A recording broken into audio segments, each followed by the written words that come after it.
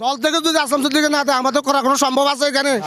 দল থেকে মনিরুল যাকে দিছে আমরা তার পক্ষে কাজ করতে হবে। আকবর্ষ থানা যুব দলের সাবেক যুগ্ম আহ্বায়ক জহিরুল হক লিটনের উদ্যোগে চট্টগ্রাম 4 আসনে বিএনপি মনোনীত ধানের শীষের প্রার্থী কাজী মোহাম্মদ সালাউদ্দিনকে মনোনীত করায় বেগম খালেদা জিয়া ও তারেক রহমানকে শুভেচ্ছা অভিবাদন জানিয়ে স্বাগত মিছিল ও সমাবেশ অনুষ্ঠিত হয়েছে।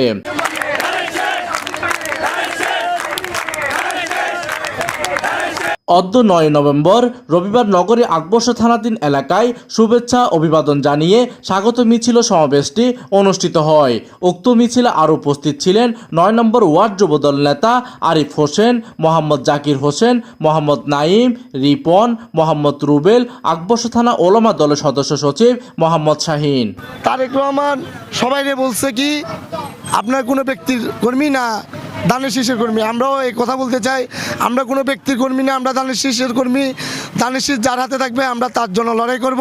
এতে আরও উপস্থিত ছিলেন যুবদল নেতা মোহাম্মদ ইমন, মোহাম্মদ শাহাদাত, সাকিব, 9 নম্বর ওয়ার্ড ছাত্রদল নেতা মনির হোসেন, অনিক, মোহাম্মদ পারভেজ, মহিন, সাজ্জাদ সহ অন্যান্য নেতৃবৃন্দ।